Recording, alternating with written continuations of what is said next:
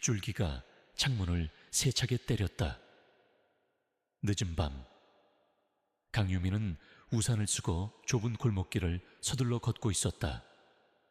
차가운 공기가 폐부 깊숙이 스며들었고 빗물은 그녀의 옷깃을 적셨다. 퇴근길, 유미의 발걸음은 유난히 무거웠다. 오늘따라 몸이 피곤했고 어둡고 인적 없는 골목길이 왠지 모르게 으스스하게 느껴졌다. 그녀의 시선은 자연스럽게 골목 끝, 허름한 낡은 집으로 향했다. 그곳에는 꼬부랑 할아버지, 고건이 살고 있었다. 유미는 몇 년 전 이 동네로 이사온 이후로 그를 자주 보았다.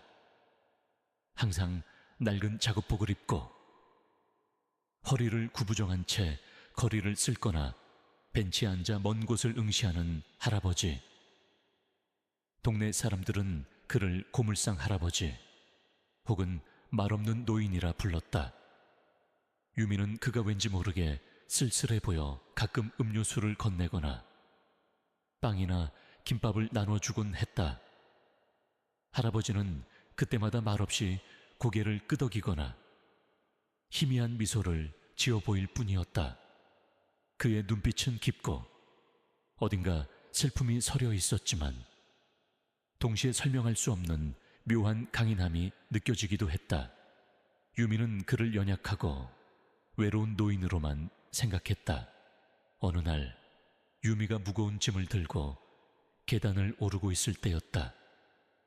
유미의 손에서 들고 있던 짐들이 바닥으로 떨어졌다. 그 순간 고건 할아버지가 다가와 말없이 짐을 들어주고 그녀의 집 앞까지 옮겨주었다. 그의 구분 등 뒤로 드리워진 그림자가 유난히 크게 보였다. 유미는 고마움에 몇 번이나 인사를 건넸지만 할아버지는 그저 손을 흔들며 홀연히 사라졌다. 그때부터 유미는 그에게 왠지 모를 친밀감을 느꼈고 그의 외로움이 안쓰럽게 다가왔다. 하지만 오늘 밤 그 친밀감은 순식간에 공포로 변했다. 골목길에 접어들자마자 갑자기 3명의 그림자가 튀어나왔다. 그들은 모두 검은 옷을 입고 마스크를 쓰고 있었다. 이봐, 아가씨. 가진 거 전부 내놓지. 거친 목소리가 빗소리를 뚫고 들려왔다.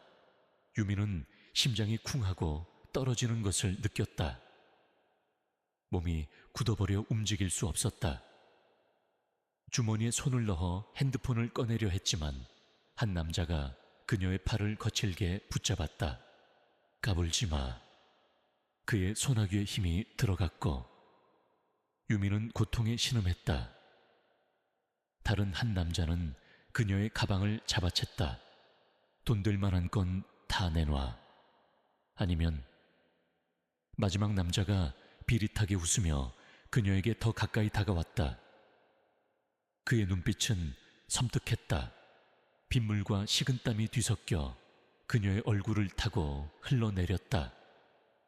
공포가 그녀의 온몸을 마비시켰다. 도와달라고 소리치고 싶었지만 목소리가 나오지 않았다. 이대로 당할 수밖에 없다는 절망감이 그녀를 덮쳤다. 그 순간 어둠 속에서 번개처럼 움직이는 희미한 그림자가 나타났다. 그것은 고건이었다. 할아버지는 빗속에서 마치 유령처럼 나타났다. 그의 등은 여전히 구부정했지만 그의 눈빛은 이전에 유미가 보았던 그 어떤 모습보다도 날카롭고 강렬했다. 마치 폭풍우 속의 맹수 같았다. 이놈들이 고건의 목소리는 낮고 굵었지만 그 안에 담긴 분노는 엄청났다. 강도를 잡고 있던 남자가 할아버지를 향해 돌아섰다. 이 늙은이가 죽고 싶어 환장했나. 그는 할아버지에게 달려들며 주먹을 휘둘렀다. 하지만 고건은 놀랍도록 민첩하게 몸을 피했다.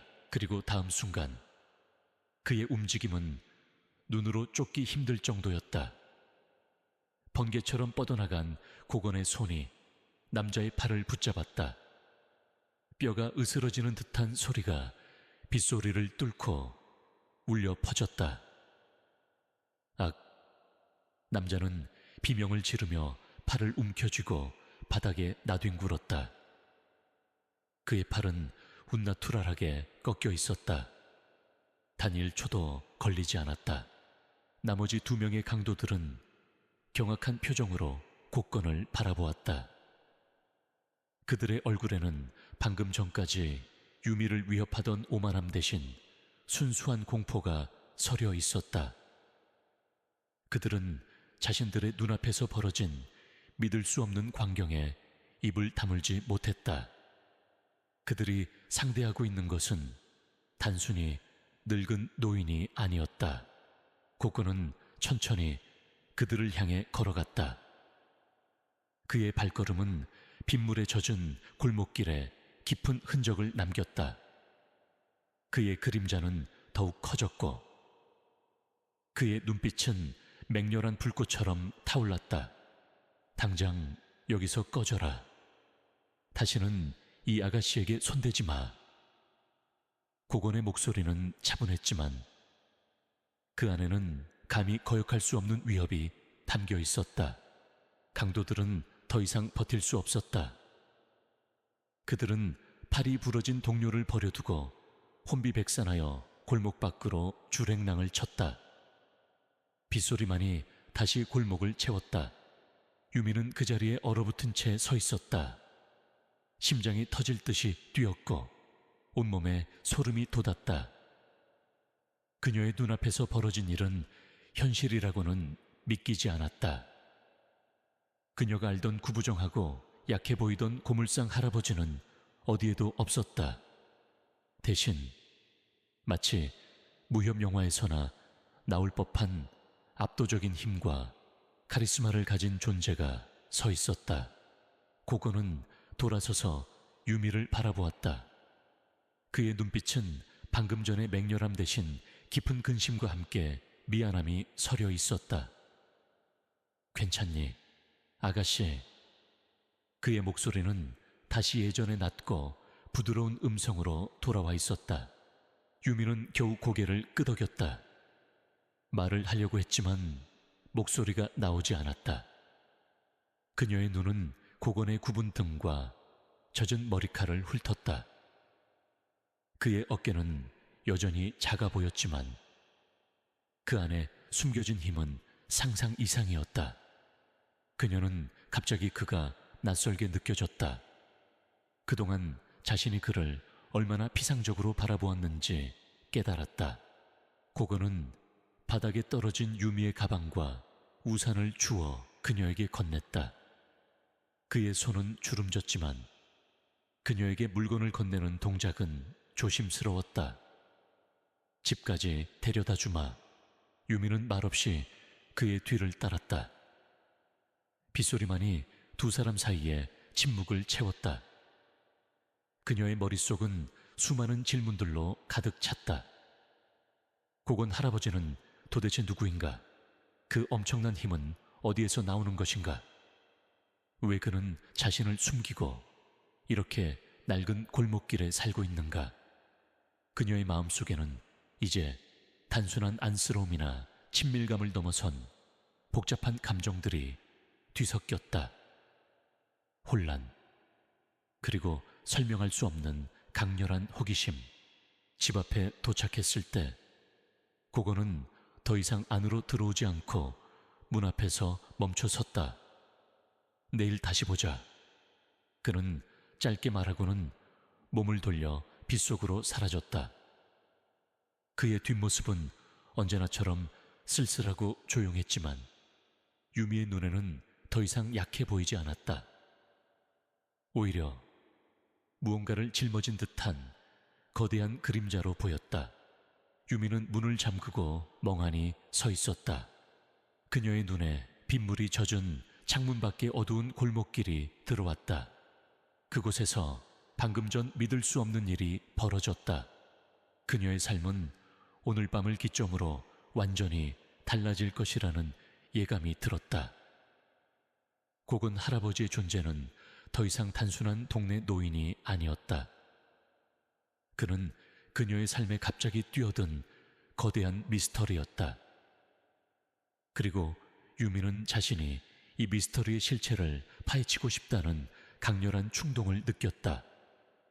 어쩌면 그 과정에서 그녀는 상상하지 못했던 거대한 진실과 마주하게 될지도 모른다는 생각에 그녀의 심장은 다시 한번 격렬하게 뛰었다. 그녀의 마음속에는 두려움과 함께 새로운 모험에 대한 설렘이 피어났다. 비록 그것이 위험한 길일지라도 그녀는 더 이상 외면할 수 없을 것 같았다. 창밖은 여전히 축축한 빗물로 흐릿했지만 유미의 마음속에는 어제의 충격적인 사건이 선명하게 각인되어 있었다. 침대에 누웠지만 잠 못 이루고 밤새 뒤척였다. 고건 할아버지의 날카로운 눈빛, 순식간에 강도의 팔을 부러뜨리던 압도적인 힘, 그리고 그의 깊이를 알 수 없는 침묵이 머릿속을 맴돌았다. 유미는 그가 그저 평범한 노인이 아니라는 것을 직감했다. 아니, 평범함과는 거리가 멀었다. 다음 날 아침, 유미는 평소보다 일찍 출근 준비를 마쳤다. 그녀의 마음속에는 고건 할아버지를 향한 강렬한 호기심과 함께 그에게 더 가까이 다가가야겠다는 충동이 일었다. 아침 식사를 간단히 마치고 그녀는 어제 할아버지에게 주워온 자신의 가방을 다시 한번 살펴보았다.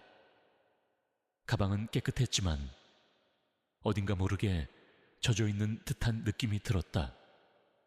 문득 가방 안쪽 깊숙한 곳에 손이 닿았다. 평소에는 잘 사용하지 않던 작은 지퍼 주머니가 만져졌다. 그리고 그 안에서 낯선 물건 하나가 손에 잡혔다. 그것은 낡고 바랜 가죽 팔찌였다. 평범한 디자인이었지만 자세히 보니 달아 없어진 듯한 문양이 새겨져 있었다. 그리고 팔찌의 안쪽에는 희미하게 각인된 G라는 이니셜이 눈에 띄었다. 유미는 자신의 것이 아님을 확신했다.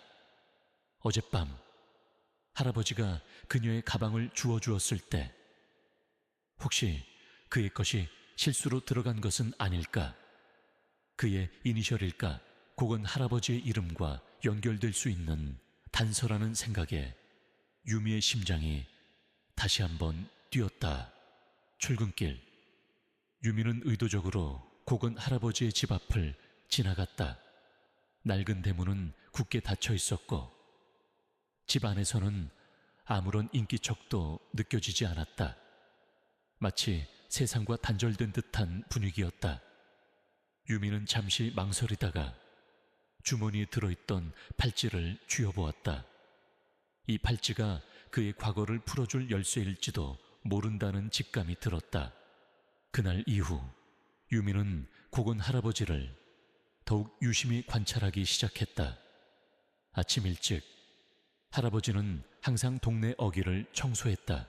그의 등은 여전히 굽어 있었지만 그의 눈빛은 이따금씩 섬광처럼 날카롭게 번득였다. 유미는 그가 캔을 줍거나 폐지를 묶을 때도 여전히 미약한 움직임 속에 숨겨진 힘을 느낄 수 있었다. 동네 사람들은 여전히 그를 단순히 고물상 할아버지로만 여기는 듯했다. 아무도 그가 어젯밤의 영웅이라는 것을 알지 못했다. 혹은 알려고 하지 않았다. 유미는 할아버지의 일상 속에서 특이한 점을 발견하기 시작했다. 그는 매일 저녁 특정 시간에 골목 끝 오래된 서점을 지나쳤다. 그리고 항상 그 서점의 창문을 응시하곤 했다. 그 시선은 단순한 호기심이 아니었다. 그리움, 슬픔, 그리고 깊은 고뇌가 뒤섞인 복잡한 감정들이었다. 유미는 그 서점에 무언가 특별한 의미가 있을 것이라고 직감했다. 어느 날 오후 유미는 퇴근길에 서점 앞에서 할아버지를 기다렸다. 할아버지는 어김없이 서점 창문을 물끄러미 바라보고 있었다. 유미는 조심스럽게 그에게 다가갔다. 할아버지, 안녕하세요. 국건은 깜짝 놀란 듯 몸을 돌렸다. 그의 눈에는 순간적인 경계심이 스쳐 지나갔지만 곧 온화한 미소로 바뀌었다. 아가씨, 어쩐 일이야? 혹시 이거 할아버지 물건 아니세요? 유미는 주머니에서 가죽 팔찌를 꺼내 보였다. 고건의 눈빛이 흔들렸다. 그의 손이 미세하게 떨렸다. 그는 팔찌를 조심스럽게 받아들고 손가락으로 이니셜 GH를 쓸어보았다. 그의 얼굴에는 깊은 슬픔이 드리워졌다. 이건 아주 오래된 물건이야. 그의 목소리는 낮고 떨렸다. 마치 수십 년간 잊고 지냈던 기억을 더듬는 듯했다. 내 것 맞다. 혹시 이 팔찌에 무슨 사연이라도 있나요? 유미는 조심스럽게 물었다. 그녀는 할아버지의 반응에서 이 팔찌가 그의 과거와 깊은 연관이 있음을 확신했다. 고건은 한동안 말이 없었다. 그의 시선은 팔찌에 고정되어 있었고 그의 얼굴에는 복잡한 감정들이 교차했다. 회한, 그리움, 분노, 그리고 어렴풋한 희망. 이 서점, 할아버지랑 무슨 관계라도 있나요? 유미는 다시 한번 용기를 내어 물었다. 고건은 서점 창문을 다시 한번 바라보았다. 그의 시선은 한 지점에 멈춰 있었다. 낡은 서점 간판 아래 작은 액자에 걸려있는 흑백 사진. 사진 속에는 젊은 시절의 고건과 한 여인, 그리고 어린아이가 환하게 웃고 있었다. 유미는 놀라움에 입을 다물지 못했다. 사진 속의 남자는 지금의 고건, 할아버지와는 전혀 다른 강인하고 늠름한 모습이었다. 이곳은 한때 내 아내가 운영하던 곳이었지. 고건의 목소리는 갈라져 나왔다. 그의 눈가는 촉촉해져 있었다. 그리고 저 아이는 내 딸아이였다. 유미는 그의 말을 듣고 충격에 휩싸였다. 그가 결혼을 했었고 딸까지 있었다니. 그녀가 알던 고건 할아버지의 모습과는 너무나도 달랐다. 그녀는 그의 과거가 단순히 늙고 외로운 고물상 할아버지라는 틀에 갇혀있지 않다는 것을 깨달았다. 그의 삶에는 거대한 비극이 숨겨져 있었다. 그때 유미의 뒤에서 날카로운 목소리가 들려왔다. 어이, 고건이 아닌가. 아직도 이 동네에서 얼쩡거리고 있었군. 유미는 뒤를 돌아보았다. 말끔한 정장을 입은 중년 남자가 거만한 미소를 지으며 서 있었다. 그의 눈빛은 차갑고 오만했다. 그는 유미를 위아래로 훑어보더니 비웃듯이 말했다. 옆에는 풋풋한 아가씨까지 끼고 다니는군. 늙은 주제에 여전하구만. 고건의 얼굴에서 온화함이 사라졌다. 그의 눈빛은 다시 어젯밤처럼 날카롭게 변했다. 그는 유미를 등 뒤로 감추듯이 몸을 움직였다. 오세준, 네가 왜 여기에 나타나느냐? 그의 목소리에는 깊은 증오가 담겨 있었다. 와야겠나, 이 동네에 볼 일이 좀 있어서 말이지. 그런데 마침 자네를 만났으니 이거 인연 아닌가? 오세준은 고건을 비웃듯이 바라보았다. 자네가 그렇게 사라진 후로 이 동네가 얼마나 평화로워졌는지 아나. 자네 같은 위험한 인물은 사라져야 마땅해. 유미는 두 사람 사이에 팽팽한 긴장감을 감지했다. 위험한 인물 사라진 후 이 오세준이라는 남자가 고건 할아버지의 과거와 깊이 연관되어 있다는 것을 직감했다. 그리고 그의 말은 할아버지가 겪었던 비극에 오세준이 어떤 식으로든 개입되어 있음을 암시하고 있었다. 고건은 오세준에게서 시선을 떼지 않았다. 그의 주먹이 살짝 쥐어졌다. 유미는 그의 몸에서 뿜어져 나오는 억제된 분노를 느낄 수 있었다. 하지만 그는 이내 심호흡을 하고 분노를 억눌렀다. 더 이상 상관하지 마라. 나는 이미 모든 것을 잃었다. 잃었다고, 하하하. 그건 자네가 자초한 일이지. 그리고 자네는 아직도 잃을 게 많은 것 같군. 오세준은 유미를 힐끗 보더니 섬뜩하게 웃었다. 조심하는 게 좋을 거야.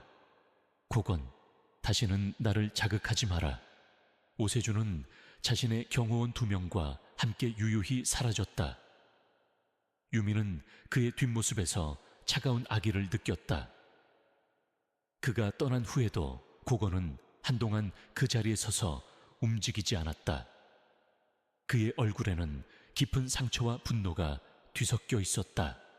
할아버지, 저 사람은 누구예요? 그리고 할아버지께 무슨 일이 있었던 거예요? 유미는 조심스럽게 물었다. 고건은 한숨을 쉬었다. 그의 눈빛은 다시 슬픔으로 물들었다. 그는 흑백 사진 속에 행복했던 가족을 응시했다. 그는 내가 모든 것을 잃게 만든 자다. 그의 목소리에는 과거의 그림자가 짙게 드리워져 있었다. 나의 가족, 나의 명예, 나의 삶, 전부 그에게 빼앗겼지. 유미는 할아버지의 어깨에 손을 올렸다. 따뜻한 온기가 그의 굳게 닫힌 마음을 조금이나마 열어줄 수 있기를 바랐다. 그녀는 이제 단순히 호기심을 넘어선 동정심과 연민을 느꼈다. 그가 겪었던 고통의 깊이를 조금이나마 짐작할 수 있을 것 같았다. 그의 엄청난 힘은 단순히 육체적인 것이 아니라 수십 년간 억눌러 왔던 분노와 슬픔에서 비롯된 것이 아닐까. 괜찮아요. 할아버지, 제가 도와드릴게요. 할아버지의 이야기를 저에게 해주세요.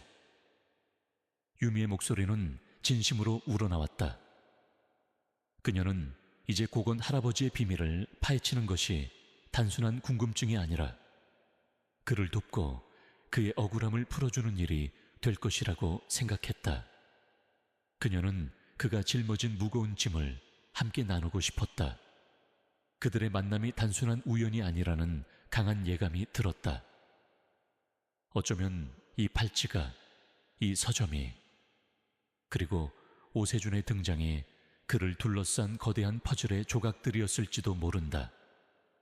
그리고 유미는 자신이 그 퍼즐을 맞춰야 할 운명이라는 것을 깨달았다. 그녀의 눈빛은 결의에 차 있었다. 오세준의 출현은 고건의 깊은 상처를 다시 헤집어 놓았다. 그의 얼굴에는 과거의 그림자가 짙게 드리워져 있었고 유미는 그가 짊어진 고통의 무게를 짐작할 수 있었다. 그날 저녁 유미는 고건의 낡은 집을 찾아갔다. 어둠이 내린 골목길은 음산했지만 그녀의 발걸음은 망설임이 없었다. 낡은 대문을 두드리자 잠시 후 고건이 문을 열었다. 그의 눈에는 놀라움과 함께 약간의 불안감이 스쳐 지나갔다. 아가씨, 무슨 일이야 이렇게 늦은 시간에? 할아버지, 이야기 좀 나누고 싶어서요. 유미의 목소리에는 진심이 담겨 있었다. 혼자 모든 걸 짊어지지 마세요. 제가 옆에 있을게요. 고건은 잠시 망설이다가 이내 문을 활짝 열었다. 집 내부는 생각보다 깔끔했지만 오랜 세월의 흔적이 고스란히 느껴졌다. 낡은 가구들과 빛바랜 사진들, 그리고 한쪽 벽에 걸려있는 낡은 도복이 눈에 띄었다. 고건은 유미에게 따뜻한 차 한 잔을 건넸다. 차가운 공기에 지친 몸이 따뜻하게 녹아내렸다. 고건은 유미를 마주 앉아 깊은 한숨을 쉬었다. 내가 숨기고 싶었던 과거인데 아가씨가 알게 될 줄은 몰랐군. 그의 목소리에는 체념과 함께 미안함이 섞여 있었다. 괜찮아요, 할아버지. 제가 알아야 할 것 같아요. 할아버지의 억울함을 풀어드리고 싶어요. 유미는 고건의 손을 잡았다. 그의 손은 거칠고 주름졌지만 따뜻한 온기가 느껴졌다. 고건은 잠시 침묵하다가 마침내 입을 열었다. 그의 이야기는 유미가 상상했던 것보다 훨씬 더 비극적이고 충격적이었다. 고건은 과거 대한민국 최고의 무술인이었다. 그의 이름은 철권 티에관 고건으로 불렸고 그의 주먹은 정의를 구현하는 데 사용되었다. 그는 특수부대 출신으로 전역 후에는 불의를 보면 참지 못하는 성격 때문에 종종 사건에 휘말리곤 했다. 그러던 중 그는 자신의 재능을 살려 어려운 이들을 돕는 자경단을 조직했고 많은 사람들의 존경을 받았다. 그는 아름다운 아내와 사랑스러운 딸아이를 두었으며 가족과 함께 작은 서점을 운영하며 평범하지만 행복한 삶을 살고 있었다. 그의 아내가 운영하던 서점은 동네 사람들의 사랑방 같은 곳이었다. 하지만 그의 정의로운 행동은 어둠 속에 숨어있던 거대한 세력을 자극했다. 그 세력의 중심에는 바로 오세준이 있었다. 오세준은 겉으로는 촉망받는 사업가이자 존경받는 사회 지도층 인사였지만 실제로는 잔인하고 탐욕스러운 범죄 조직의 수장이었다. 그는 무고한 사람들을 착취하고 불법적인 사업으로 막대한 부를 축적했다. 고건은 우연히 오세준의 범죄를 목격하게 되었고 그의 악행을 세상에 폭로하려 했다. 그것이 비극의 시작이었다. 오세준은 고건을 제거하기 위해 끔찍한 음모를 꾸몄다. 어느 날 밤, 고건이 자경단 활동으로 집을 비운 사이 오세준은 자신의 부하들을 시켜 그의 서점에 불을 질렀다. 화재는 순식간에 서점 전체를 집어삼켰고 그 안에는 고건의 사랑하는 아내와 어린 딸이 갇혀 있었다. 고건은 뒤늦게 달려왔지만 이미 모든 것이 재로 변한 뒤였다. 그는 눈앞에서 가족을 잃는 끔찍한 광경을 지켜볼 수밖에 없었다. 그의 팔에는 불길 속으로 뛰어들려다 입은 깊은 화상 자국이 선명하게 남아 있었다. 그 화상은 단순한 육체적 상처가 아니라 지워지지 않는 비극의 낙인이었다. 오세준의 잔인함은 거기서 멈추지 않았다. 그는 고건이 화재를 일으킨 방화범으로 위장하여 모든 죄를 뒤집어 입었다. 증거는 조작되었고 증인들은 매수되었다. 세상은 고건을 가족을 죽인 살인마이자 미쳐버린 자경단원으로 낙인 찍었다. 고건은 모든 것을 잃었다. 명예, 가족, 삶의 이유, 그는 감옥에서 긴 세월을 보내야 했다. 그의 팔에 새겨진 GH 이니셜이 박힌 가죽 팔찌는 아내가 결혼 선물로 준 것이었다. 그는 그것을 가족의 유일한 유품으로 소중히 간직하고 있었다. 나는 그저 모든 것을 포기하고 싶었다. 세상도 정의도 아무것도 믿고 싶지 않았어. 그래서 감옥에서 나온 후 아무도 나를 찾지 못하도록 이 낡은 골목에 숨어 살았던 게다. 고건의 목소리에는 지난 세월의 고통과 회한이 고스란히 담겨 있었다. 유미는 그의 이야기를 들으며 눈물을 흘렸다. 그녀가 그동안 그저 약하고 외로운 노인으로만 여겼던 고건 할아버지의 삶 속에 이런 비극이 숨겨져 있을 줄은 상상도 하지 못했다. 그의 눈빛에서 느껴지던 슬픔과 강인함이 이제야 이해되었다. 어젯밤 그가 강도들을 제압할 때 보였던 압도적인 힘은 단순한 무술 실력이 아니라 가족을 잃은 슬픔과 억울함, 그리고 복수심이 응축된 결과였던 것이다. 할아버지, 정말 끔찍한 일이에요. 어떻게 그런 일이? 유미는 말을 잇지 못했다. 하지만 이제 내가 다시 세상에 드러나면 오세준은 가만히 있지 않을 게다. 어쩌면 아가씨까지 위험해질 수 있어. 고건의 얼굴에는 유미를 향한 걱정이 역력했다. 바로 그때였다. 집 밖에서 낯선 인기척이 들려왔다. 유리창에 비치는 그림자가 스쳐 지나갔다. 유미는 직감적으로 위험을 느꼈다. 할아버지, 뭔가 이상해요. 고건의 눈빛이 날카롭게 번뜩였다. 그는 몸을 일으켜 창밖을 응시했다. 저놈들 벌써 움직이기 시작했군. 쾅! 갑자기 대문이 거친 소리와 함께 부서지며 안으로 넘어졌다. 검은 옷을 입은 건장한 남자들이 집 안으로 들이닥쳤다. 그들의 얼굴에는 가면이 씌워져 있었지만 눈빛은 살기로 가득했다. 오세준의 부하들이었다. 고건 내놈이 아직도 살아있었군. 그들 중 한 명이 외쳤다. 우리 회장님의 명령이다. 이번엔 반드시 끝장을 낸다. 유미는 공포에 질려 고건의 뒤로 숨었다. 그녀의 심장은 미친 듯이 뛰었다. 어젯밤 골목길에서 만났던 강도들과는 차원이 다른 위협이었다. 이들은 고건을 노리고 온 전문적인 폭력배들이었다. 고건은 유미를 등 뒤에 감추고 서서 싸늘한 눈빛으로 침입자들을 노려보았다. 그의 굽은 등은 다시 한번 굳건한 방패처럼 보였다. 오세준은 여전하군. 비열하게 뒤에서 사람을 보내는 짓은 변함이 없나. 시끄러워. 당장 죽어. 남자들은 몽둥이와 칼을 들고 고건에게 달려들었다.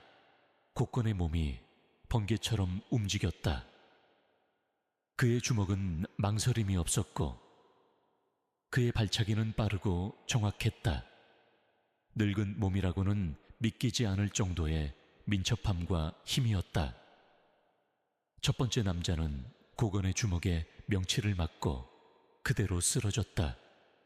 두 번째 남자는 칼을 휘둘렀지만 고건은 마치 춤을 추듯이 칼날을 피하고는 그의 손목을 비틀었다.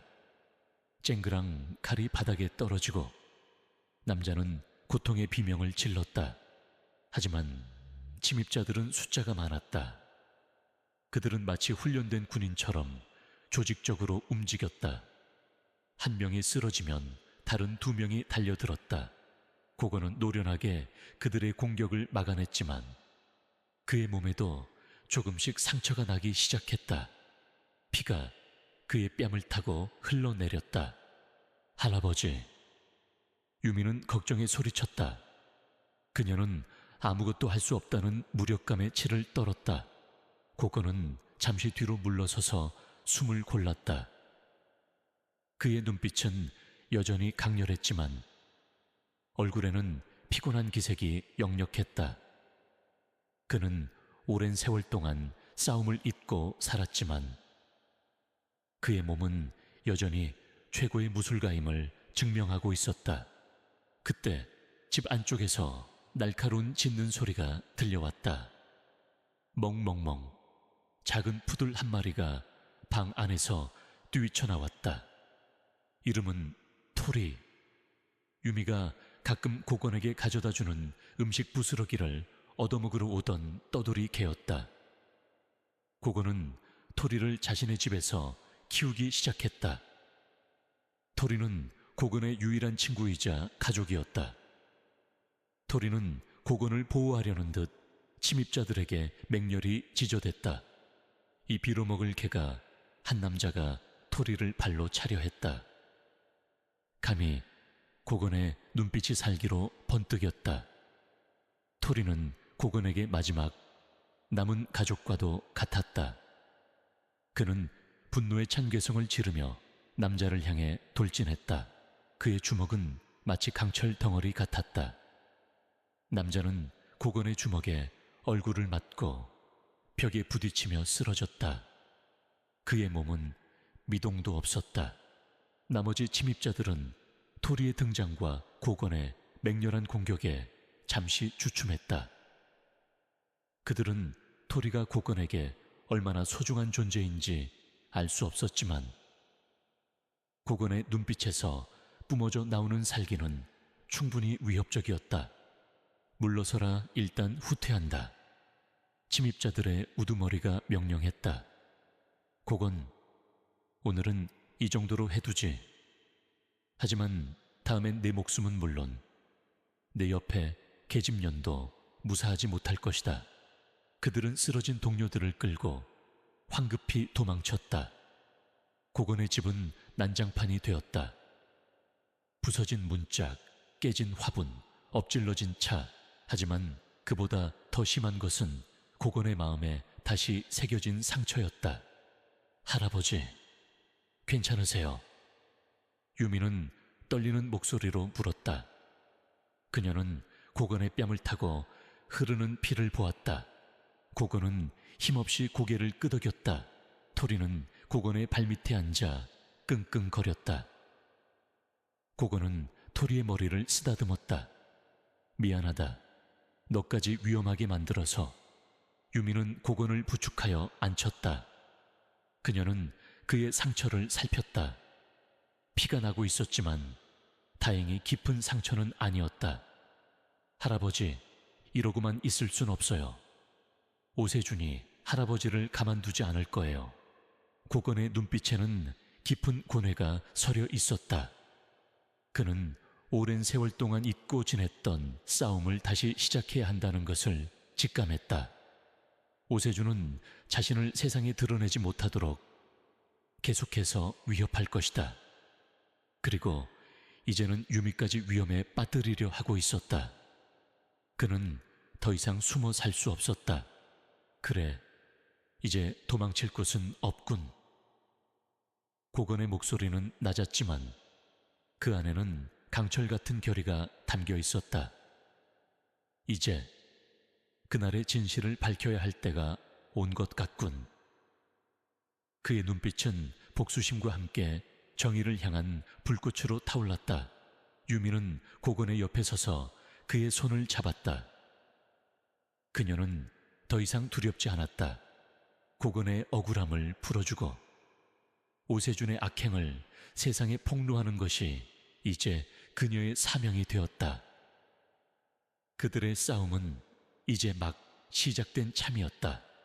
고건의 집에 드리웠던 혼돈의 그림자는 쉽사리 걷히지 않았다. 부서진 문짝과 어지러워진 집안은 오세준의 위협이 더 이상 과거의 유령이 아님을 생생하게 보여주었다. 유미는 고건의 상처를 정성껏 치료하며 그의 옆을 지켰다. 토리는 고건의 발치에서 꼬리를 흔들며 불안하게 킁킁거렸다. 밤늦도록 두 사람은 진실을 밝히기 위한 계획을 논의했다. 고건은 오랜 시간 동안 묻어두었던 기억들을 하나씩 꺼내놓았고 유미는 그의 이야기를 경청하며 날카로운 질문들을 던졌다. 할아버지, 오세준이 할아버지를 그렇게까지 몰아넣은 이유가 뭔가요? 단순한 사업 방해가 아니었을 것 같아요. 유미의 눈은 진실을 꿰뚫으려는 듯 빛났다. 고건은 깊은 한숨을 쉬었다. 그는 내가 폭로하려 했던 것보다 더 큰 비밀을 가지고 있었지. 단순한 불법 사업이 아니었어. 그의 악행은 상상 이상이었네. 그의 목소리에는 다시금 분노가 깃들었다. 그는 고아원 아이들을 상대로 인체 실험을 하려 했고 그 아이들의 장기를 불법적으로 매매하려 했네. 그걸 막으려다가 내 가족이 희생된 것이지. 유미는 경악했다. 인체 실험과 장기 매매라니. 오세준의 악행은 그녀의 상상을 초월하는 것이었다. 세상에, 어떻게 그런 일이. 그녀의 목소리는 떨렸다. 이제 그녀는 이 싸움이 단순한 복수가 아니라 거대한 악으로부터 사회를 보호하는 정의로운 싸움임을 깨달았다. 당시에는 내가 가진 증거들이 불충분했네. 그리고 오세준의 세력이 너무 막강했지. 경찰도, 검찰도 그의 손아귀에 있었어. 결국 나는 모든 것을 뒤집어쓰고 감옥에 가야만 했네. 고건의 눈빛은 고통스러웠다. 유미는 고건의 손을 잡았다. 하지만 지금은 제가 할아버지 옆에 있어요. 우리가 함께하면 분명히 방법을 찾을 수 있을 거예요. 그때부터 두 사람의 치밀한 조사가 시작되었다. 유미는 젊은 세대의 정보력과 침착함을 발휘했다. 그녀는 인터넷과 소셜미디어를 통해 오세준과 관련된 과거 기사들을 샅샅이 뒤졌다. 고건은 과거의 기억을 더듬으며 오세준의 범죄 조직과 관련된 인물, 장소, 그리고 그들의 수법에 대한 단서들을 제공했다. 그들은 오세준이 과거에 관여했던 고아원들을 조사하기 시작했다. 오세준이 후원했던 것처럼 위장했지만 실제로는 아이들을 이용했던 곳이었다. 그중 한 곳인 희망보육원은 몇 년 전 갑작스러운 폐쇄로 인해 많은 의문을 남겼었다. 유미는 희망보육원의 흔적을 따라갔고 그곳에서 일했던 전 직원들과 연락을 시도했다. 하지만 대부분은 입을 닫거나 두려움에 떨며 만남을 회피했다. 그러던 중 유미는 과거 희망보육원에서 일했던 김미영이라는 간호사를 어렵게 찾아냈다. 그녀는 현재 작은 요양원에서 일하고 있었다. 미영은 처음에는 두려움에 떨며 아무 말도 하려 하지 않았다. 오세준은 너무 위험한 사람이에요. 저를 포함해 모두가 두려워하고 있어요. 그 사람에게 대항했다가는 목숨이 위험할 수도 있어요. 유미는 미영에게 고건 할아버지의 이야기를 들려주었다. 고건이 겪었던 억울함과 가족의 비극, 그리고 그가 다시 싸우기로 결심한 이유를 설명했다. 미영은 고건의 이야기에 깊이 공감하는 듯 했다. 그녀의 눈빛은 흔들렸다. 저도 그때의 일 때문에 평생 죄책감에 시달렸어요. 아이들을 지키지 못했다는 자책감에. 미영의 목소리는 흐느낌에 가까웠다. 저도 사실 오세준의 비리를 증언하려 했지만 협박에 시달려서 도망쳐야 했어요. 미영은 결국 용기를 내어 증언하기로 결심했다. 그녀는 오세준이 고아원 아이들을 이용해 불법적인 인체 실험을 기획하고 그들의 장기를 매매하려 했던 구체적인 증거들을 가지고 있었다. 바로 그녀가 몰래 기록해둔 비밀 수첩이었다. 그 수첩에는 오세준이 지시한 불법 실험 내용, 관련 인물들의 이름, 그리고 은밀한 거래 내역이 상세히 기록되어 있었다. 이것이 제가 가진 전부예요. 이걸로 그 악마를 잡을 수 있기를 바라요. 미영은 떨리는 손으로 낡은 수첩을 유미에게 건넸다. 비밀 수첩은 오세준의 악행을 증명할 결정적인 증거였다. 유미와 고건은 수첩의 내용을 분석하며 퍼즐 조각을 맞춰 나갔다. 수첩에 언급된 인물들을 추적하고 과거의 사건들과 연결지었다. 그들은 오세준이 불법적인 의학연구소를 운영하며 비밀리에 인체 실험을 진행하고 있었다는 사실을 밝혀냈다. 이 연구소는 겉으로는 첨단 의학연구소로 위장되어 있었다. 하지만 그들의 움직임은 오세준에게 포착되었다. 오세준은 미영이 증언했다는 사실을 알게 되었고 유미와 고건의 존재를 다시금 위협적으로 인식하기 시작했다. 그는 자신의 부하들을 동원하여 미영을 납치하고 유미와 고건을 제거하려는 계획을 세웠다. 어느 날 밤, 유미는 고건의 집에서 수첩의 내용을 정리하고 있었다. 그때 갑자기 정전이 되었다. 밖은 고요했고 빗소리조차 들리지 않았다. 불길한 예감에 유미는 몸을 굳혔다. 할아버지, 뭔가 이상해요. 고건은 이미 몸을 일으켜 경계 태세를 취하고 있었다. 왔군. 갑자기 창문이 부서지는 소리와 함께 검은 그림자들이 들이닥쳤다. 이번에는 지난번보다 훨씬 더 많은 인원이었고 그들의 손에는 둔기와 칼이 들려 있었다. 오세준의 친위되었다. 수첩 내놔. 그들 중 한 명이 외치며 유미에게 달려들었다. 고건은 재빠르게 유미를 뒤로 밀쳐내고 침입자들과 맞섰다. 그의 움직임은 어둠 속에서도 빛났다. 주먹과 발차기가 번개처럼 오갔고 침입자들은 속수무책으로 쓰러져 갔다. 하지만 그들의 숫자는 너무 많았다. 고건은 노련하게 싸웠지만 그의 몸은 이미 지쳐 있었다. 그때 토리가 맹렬히 짖으며 침입자들 사이를 뛰어다녔다. 토리는 영리하게도 침입자들의 발목을 물거나 그들의 시야를 가려 고건에게 유리한 상황을 만들어 주었다. 작은 몸짓이었지만 토리의 방해는 고건에게 큰 도움이 되었다. 한 침입자가 토리를 발로 차려 하자 고건의 눈빛이 다시 한번 살기로 번뜩였다. 그는 그 침입자를 향해 맹렬히 돌진했고 그의 주먹은 정확히 남자의 턱을 강타했다. 남자는 그대로 쓰러져 정신을 잃었다. 수첩은 어디 있어? 다른 침입자가 유미에게 달려들어 그녀의 팔을 붙잡았다. 유미는 필사적으로 저항했다.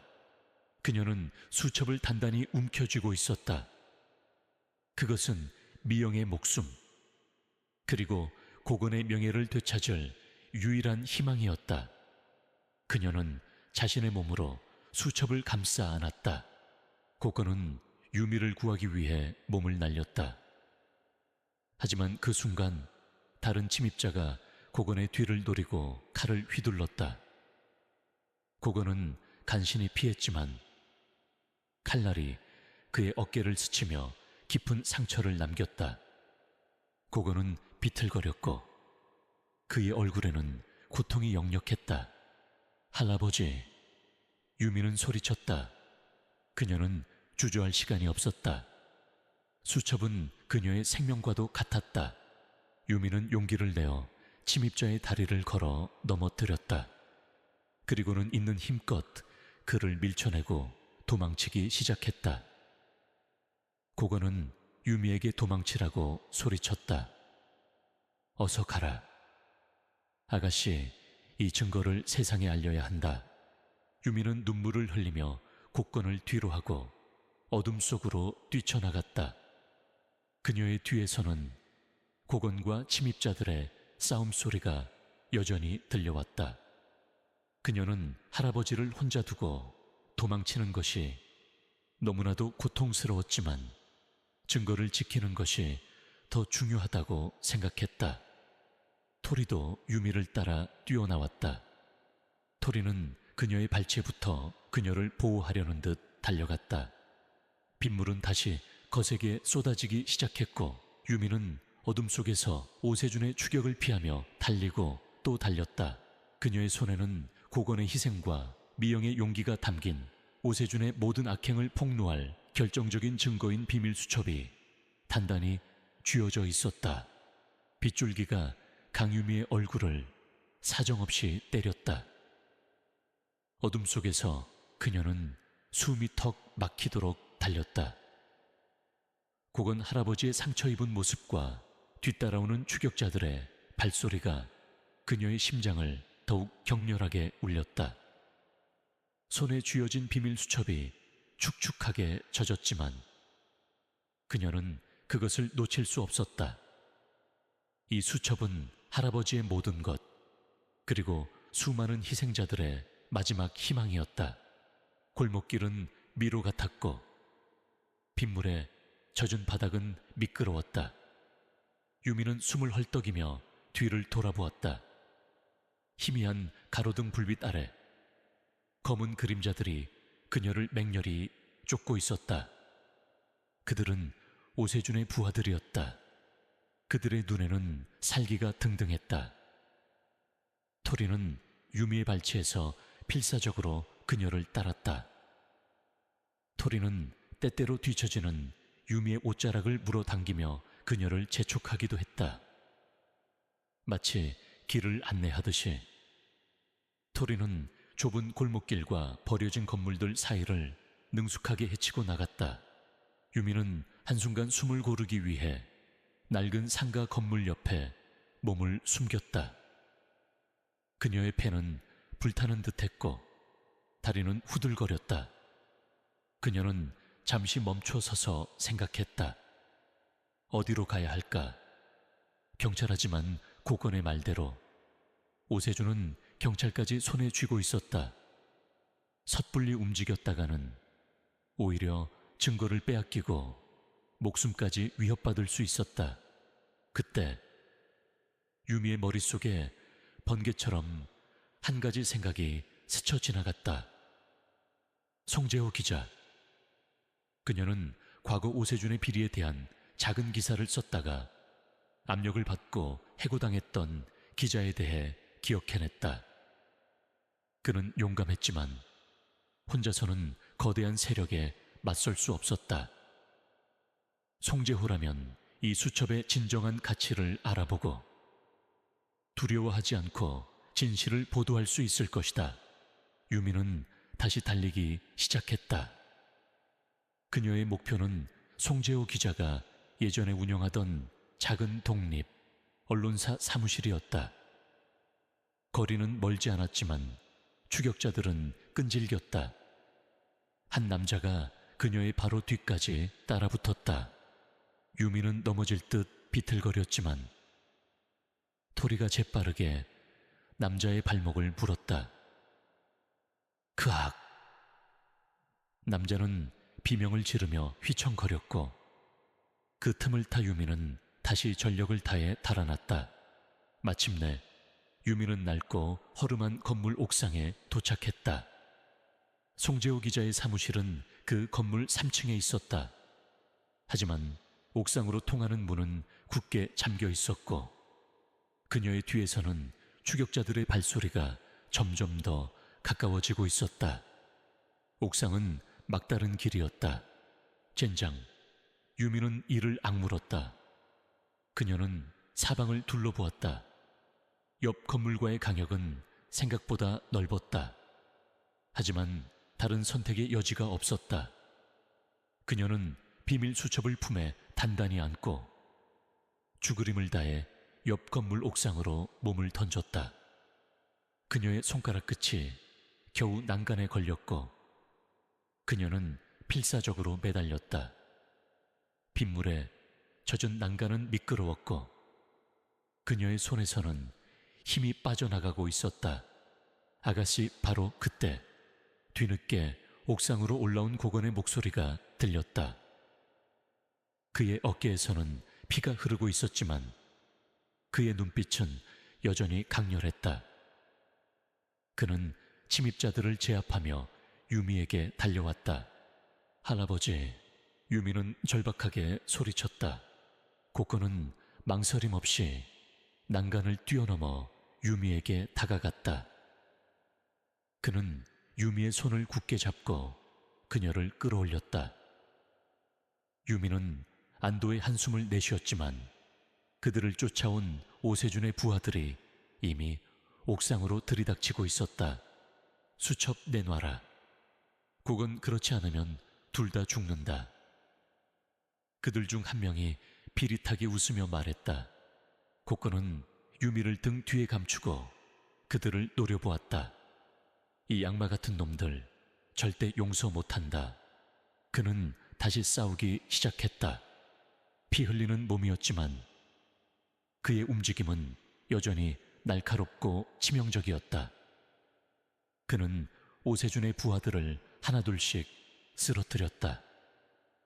토리 또한 침입자들 사이를 뛰어다니며 그들의 시선을 분산시키고 고건에게 기회를 만들어 주었다.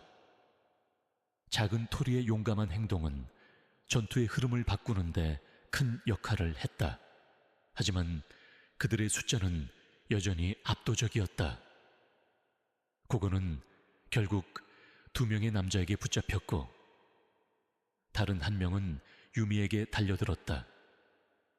유미는 필사적으로 수첩을 사수하며 저항했다. 그녀는 머릿속으로 송재호 기자의 사무실 위치를 되뇌었다. 이제 거의 다 왔는데 바로 그때였다. 건물 아래에서 시끄러운 사이렌 소리가 울려 퍼졌다. 경찰이었다. 유미는 희미하게 안도했지만 곧이어 의아함에 사로잡혔다. 오세준이 장악하고 있는 경찰이 어떻게 여기에? 젠장 경찰이다. 일단 튀어. 오세준의 부하들은 당황하며 옥상에서 철수하기 시작했다. 그들은 쓰러진 동료들을 끌고 황급히 도망쳤다. 고건은 힘없이 무릎을 꿇었다. 그의 몸은 만신창이가 되어 있었다. 유미는 그에게 달려가 부축했다. 할아버지, 괜찮으세요? 괜찮다. 아가씨 덕분이다. 고건은 힘겹게 미소 지었다. 그의 눈에는 안도감과 함께 깊은 감사가 서려 있었다. 경찰들이 옥상으로 올라왔다.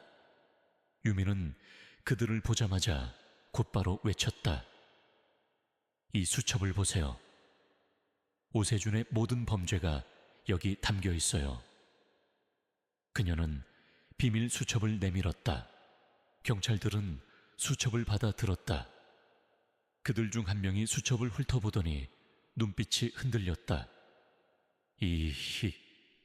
이건... 그때 경찰들 뒤에서 익숙한 목소리가 들려왔다. 유미 씨, 고건 선생님, 그것은 송재호 기자였다. 그의 얼굴에는 걱정과 함께 결의가 서려 있었다. 그의 뒤에는 몇몇 기자들과 카메라맨들이 서 있었다. 송재호 기자님, 어떻게? 유미는 놀라움에 물었다. 제가 유미 씨에게 전화했는데 안 받으시더군요. 혹시나 해서 고건 선생님 댁으로 가보니 집이 난장판이 되어 있었고 이 근처에서 추격전이 벌어졌다는 제보를 받았어요. 그래서 경찰에 신고하고 제 동료들과 함께 온 겁니다. 송재호 기자의 눈빛은 뜨거웠다. 오세준의 만행은 이미 너무 많은 사람들을 괴롭혀왔습니다. 이제 모든 것을 밝혀낼 때입니다.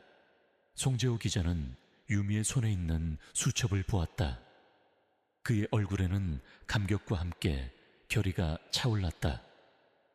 이것이 오세준의 악행을 증명할 결정적인 증거로군요. 제가 반드시 세상에 알리겠습니다. 아니, 우리가 함께 알릴 겁니다. 경찰들은 수첩의 내용과 송재호 기자의 협력을 통해 오세준의 비리 사건을 본격적으로 수사하기 시작했다. 그들은 고건의 상처를 치료하고 미영을 찾기 위한 수색 작업을 시작했다. 고건은 유미와 송재호 기자 그리고 토리를 바라보았다. 그의 얼굴에는 오랜만에 평화로운 미소가 떠올랐다. 그는 긴 세월 동안 혼자 싸워왔지만 이제는 더 이상 혼자가 아니었다. 유미의 용기와 송재호 기자의 정의감이 그에게 새로운 희망을 가져다 주었다. 이제 오세준과의 마지막 대결이 임박했다. 그리고 그 싸움의 결과는 더 이상 고건 혼자만의 몫이 아니었다. 정의의 이름으로 모든 진실이 밝혀질 날이 머지않았다. 경찰 수사가 시작되자 오세준의 제국은 거대한 지진이라도 난 듯 흔들리기 시작했다. 송재호 기자의 언론 플레이는 불난집에 기름을 부은 격이었다. 비밀 수첩의 내용과 김미영 간호사의 용기 있는 증언, 그리고 고건의 과거가 세상에 알려지면서 국민들의 공분은 하늘을 찔렀다. 오세준의 악행은 더 이상 숨길 수 없는 거대한 그림자로 드러났다. 언론은 연일 오세준의 비리를 보도했고 그의 회사 주가는 폭락했으며 그와 관련된 모든 사업들이 마비되었다. 하지만 오세준은 쉽게 무너지지 않았다. 그는 오랜 세월 동안 쌓아온 권력과 부를 이용해 법망을 빠져나가려 발버둥 쳤다. 그는 변호인단을 고용하고 증인들을 회유하거나 협박하려 했다. 김미영 간호사도 그의 부하들에게 납치될 뻔했지만 다행히 경찰의 보호 아래 안전하게 구출되었다. 오세준은 고건과 유미에게 직접적인 위협을 가하지는 못했지만 주변 사람들을 통해 끊임없이 심리적인 압박을 가해왔다. 고건은 병원에서 치료를 받으며 회복 중이었다. 유미는 매일같이 그를 찾아가 간호했다. 그녀는 고건의 곁을 지키며 그가 겪었던 고통을 함께 나누고 그의 지난 세월을 위로했다. 고건은 유미의 존재가 자신에게 얼마나 큰 위안이 되는지 깨달았다. 그녀는 그에게 잃어버렸던 가족의 따뜻함과 세상을 향한 희망을 다시 안겨주었다. 토리는 병실에 매일 찾아와 고건의 침대 옆에 앉아 꼬리를 흔들었고 고건은 토리의 머리를 쓰다듬으며 웃음을 되찾았다. 할아버지, 이제 곧 진실이 밝혀질 거예요. 할아버지의 명예도 회복될 거고요. 유미는 그의 손을 잡고 따뜻하게 말했다. 고건은 유미의 손을 꼭 잡았다. 그래, 아가씨 덕분이다. 혼자서는 절대 해낼 수 없었을 거야. 그의 눈에는 감격의 눈물이 고였다. 오세준에 대한 수사는 속도를 더해갔다. 경찰은 비밀 수첩의 내용을 바탕으로 오세준의 비밀 의학연구소를 급습했고 그곳에서 인체 실험의 잔혹한 증거들을 확보했다. 살아남은 구하원 아이들의 증언은 오세준의 죄를 더욱 명확하게 만들었다. 그의 악행은 그야말로 파렴치하고 잔인무도한 것이었다. 결국 오세준은 구속되었다. 그의 체포 소식은 전국을 충격에 빠뜨렸다. 오랜 세월 동안 세상의 존경을 받아왔던 거물의 추악한 민낯이 드러난 순간이었다. 유미와 고건 그리고 송재호 기자는 이 소식에 안도했지만 아직 완전히 끝난 것은 아니라는 것을 알고 있었다. 오세준은 재판에서 자신의 무죄를 주장하며 모든 것을 부인할 것이 분명했다. 재판이 시작되었다. 대한민국 전체의 관심이 오세준의 재판에 집중되었다. 송재호 기자는 언론을 통해 재판 과정을 실시간으로 보도하며 국민들의 알 권리를 충족시켰다. 고건은 증인으로 출석하여 과거의 비극을 증언했다. 그의 목소리는 차분했지만 그 안에는 잃어버린 가족에 대한 사무치는 그리움과 오세준에 대한 깊은 증오가 담겨 있었다. 저는 제 아내와 딸을 잃었습니다. 오세준이라는 악마 때문에. 고건의 증언은 법정을 숙연하게 만들었다. 그는 자신의 팔에 남아있는 화상 자국을 보여주며 그날 밤의 끔찍한 기억을 생생하게 진술했다. 그의 눈에서는 뜨거운 눈물이 흘러내렸다. 김미영 간호사도 증인으로 출석하여 비밀 수첩의 내용을 설명하고 오세준이 아이들을 상대로 벌인 잔혹한 실험에 대해 증언했다. 그녀의 증언은 오세준의 변호사들이 예상치 못한 강력한 한방이었다. 미영은 과거의 두려움을 극복하고 용기 있게 진실을 말했고, 그녀의 용기는 많은 이들에게 감동을 주었다. 오세준은 자신의 혐의를 완강히 부인하며 발뺌하려 했다. 그의 변호사들은 고건과 미영의 증언을 신뢰할 수 없다며 맹공을 퍼부었다. 하지만 유미가 찾아낸 결정적인 증거들, 즉 희망보육원의 회계장부와 오세준이 불법의학연구소에 투자했던 증거 서류들이 제출되면서 그의 주장은 힘을 잃었다. 특히 비밀 수첩에 기록된 오세준의 육성이 담긴 녹음 파일이 공개되자 법정은 술렁였다. 그 파일에는 오세준이 자신의 부하들에게 인체 실험을 지시하고 증인들을 제거하라는 명령을 내리는 내용이 생생하게 담겨 있었다. 오세준은 더 이상 변명할 여지가 없었다. 그의 얼굴은 절망과 분노로 일그러졌다. 그는 믿을 수 없다는 듯이 고건과 유미를 노려보았다. 그의 눈빛은 여전히 악의로 가득했지만 이제는 공포가 뒤섞여 있었다. 그는 자신이 절대 무너지지 않을 것이라고 믿었지만 결국 진실의 무게 앞에 무릎을 꿇을 수밖에 없었다. 이럴 수는 없어. 내가 왜 오세준은 비명을 질렀다. 판사는 오세준의 모든 혐의에 대해 유죄를 선고했다. 사기와 횡령, 증거 인멸, 그리고 가장 잔인한 혐의인 아동 인체 실험 및 살인교사 혐의까지. 그의 죄는 너무나도 명백했다. 오세준은 무기징역을 선고받았다. 그의 제국은 완전히 몰락했고 그는 철창신세를 면치 못하게 되었다. 법정은 환호와 박수로 가득 찼다. 고건은 유미를 바라보며 감격의 미소를 지었다. 그의 눈에는 슬픔이 여전히 남아 있었지만 이제는 오랜 세월 동안 억눌렸던 응어리가 조금이나마 풀린 듯한 평화로움이 서려 있었다. 정의가 실현된 순간이었다. 재판이 끝난 후 고건은 유미에게 깊이 고개를 숙였다. 아가씨, 정말 고마워. 아가씨 덕분에 내가 다시 살아갈 용기를 얻었네. 그리고 가족들에게도 떳떳해질 수 있게 되었어. 천만에요, 할아버지.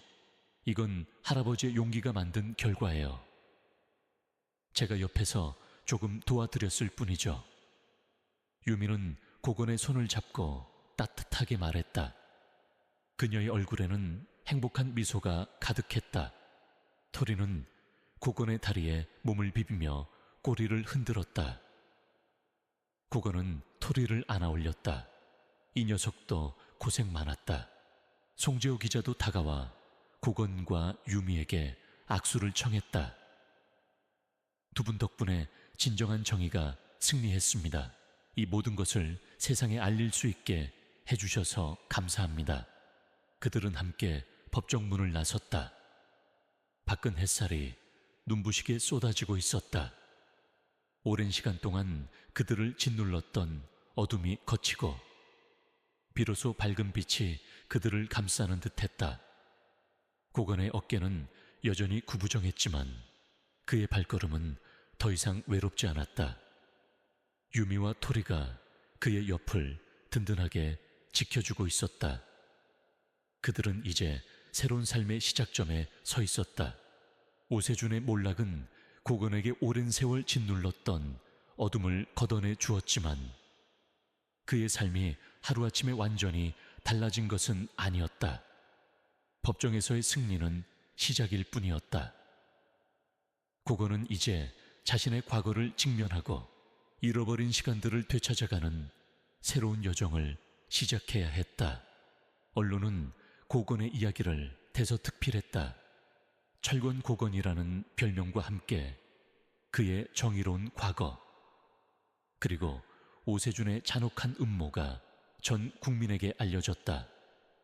사람들은 과거의 오해와 비난에 대해 고건에게 사과했고 그를 진정한 영웅으로 추앙했다. 각계각층에서 그의 명예회복을 돕기 위한 움직임이 일어났고 정부는 그에게 국가유공자효를 검토하겠다고 밝혔다.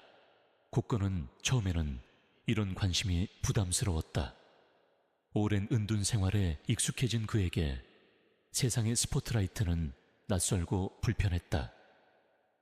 하지만 유미가 그의 곁에서 모든 것을 조율해 주었다.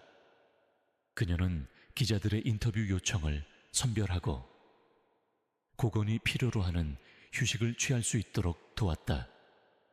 그녀는 고건이 세상과 다시 소통할 수 있도록 돕는 다리 역할을 했다. 가장 먼저 찾아온 것은 고건의 옛 제자들이었다. 그들은 스승의 억울한 누명을 벗겨준 유미에게 감사의 인사를 전했고 고건에게 다시 무술 도장을 열어줄 것을 간곡히 청했다. 고건은 처음에는 망설였다. 그의 심장에는 여전히 아내와 딸에 대한 그리움이 사무쳤고 다시 사람들을 가르치는 것이 자신이 감당할 수 있는 일인지 확신할 수 없었다. 하지만 유미는 그에게 용기를 주었다. 할아버지의 무술은 단순히 싸우는 기술이 아니잖아요. 그 안에는 할아버지의 정의와 철학이 담겨 있어요. 많은 사람들이 할아버지의 가르침을 기다리고 있을 거예요. 고건은 유미의 말에 깊이 공감했다. 그는 다시 한번 세상을 위해 자신의 재능을 사용하기로 결심했다. 그는 낡은 골목길에 작은 무술 도장을 열었다. 철권 도장이라는 간판을 걸고 제자들을 다시 모았다. 처음에는 소수의 제자들만이 찾아왔지만 고건의 명성과 진정성이 알려지면서 도장은 활기를 되찾았다. 그는 아이들에게 무술뿐만 아니라 인내와 용기 그리고 정의로운 마음을 가르쳤다. 유미는 자신의 일상으로 돌아갔지만 고건과의 인연은 더욱 깊어졌다. 그녀는 주말마다 도장을 찾아가 고건의 일을 도왔고 때로는 아이들과 함께 훈련하기도 했다. 그녀는 더 이상 그를 약한 노인으로 보지 않았다. 고건은 그녀에게 삶의 지혜와 강인함을 가르쳐주는 진정한 스승이자 가족과도 같은 존재가 되었다. 송재호 기자도 자신의 자리에서 꾸준히 정의를 외쳤다. 그는 오세준 사건을 통해 독립 언론의 중요성을 다시금 각인시켰고 더 많은 탐사 보도를 통해 사회의 어두운 면을 고발했다. 그는 유미와 고건의 든든한 조력자이자 동료로 남았다. 김미영 간호사는 심리치료를 통해 과거의 트라우마를 극복하고 다시 병원에서 환자들을 돌보는 일을 시작했다. 그녀는 용기를 내어 진실을 밝힌 대가로 많은 사람들의 존경을 받았다. 그녀는 정기적으로 고건의 도장을 찾아와 안부를 묻고 아이들에게 따뜻한 격려의 말을 건넸다. 그리고 토리는 고건의 그림자처럼 그의 곁을 지켰다. 도장에서는 아이들과 함께 뛰어놀며 활기를 불어넣었고 밤에는 고건의 침대 옆에서 잠이 들었다. 토리는 고건에게 마지막 남은 가족의 온기이자 그의 새로운 삶을 함께하는 소중한 동반자가 되었다. 토리의 존재는 고건에게 잃어버린 행복을 다시 찾아주는 상징과도 같았다. 고건의 삶은 완전한 치유의 길을 걸었다. 그는 더 이상 과거의 그림자에 갇히지 않았다. 물론 아내와 딸에 대한 그리움은 영원히 그의 가슴 속에 남을 것이었다. 하지만 그는 그 슬픔을 끌어안고 새로운 삶을 살아가는 법을 배웠다. 그는 자신의 비극을 통해 얻은 교훈을 사람들에게 나누어 주었고 그의 존재는 낡은 골목길에 희망의 빛을 드리웠다. 어느 맑은 가을날, 고건은 자신의 도장에서 아이들을 가르치고 있었다. 아이들의 우렁찬 기합 소리가 골목길에 울려 퍼졌다. 유미는 도장 한 구석에 앉아 그 모습을 흐뭇하게 바라보았다. 그녀의 얼굴에는 따뜻한 미소가 가득했다. 그녀의 눈에 고건의 팔에 새겨진 낡은 가죽 팔찌가 들어왔다. 이 팔찌는 이제 더 이상 슬픔의 상징이 아니었다. 그것은 고건의 잃어버린 과거를 되찾아주고 그에게 새로운 시작을 안겨준 희망의 증표였다. 고건은 수업을 마치고 유미에게 다가왔다. 아가씨, 오늘 저녁에 따뜻한 국밥이라도 한 그릇 할까? 좋아요, 할아버지. 유미는 환하게 웃으며 대답했다. 그들은 함께 도장 문을 나섰다. 토리가 그들의 발치에 따라붙었다. 낡은 골목길은 여전히 그대로였지만 이제는 따뜻한 온기와 활력이 넘쳐 흘렀다. 빗물에 젖었던 밤, 고건의 숨겨진 힘이 드러났던 그날 밤은 이제 아득한 기억처럼 느껴졌다. 하지만 그날의 사건이 없었다면 이 모든 변화는 일어나지 않았을 것이다. 운명처럼 얽힌 그들의 이야기는 이제 끝이 아닌 새로운 시작을 알리고 있었다. 정의는 승리했고 상처는 치유되었으며 잃어버린 모든 것이 제자리를 찾아갔다. 그리고 가장 중요한 것은 그 과정에서 피어난 따뜻한 인간애와 결코 꺾이지 않는 용기였다.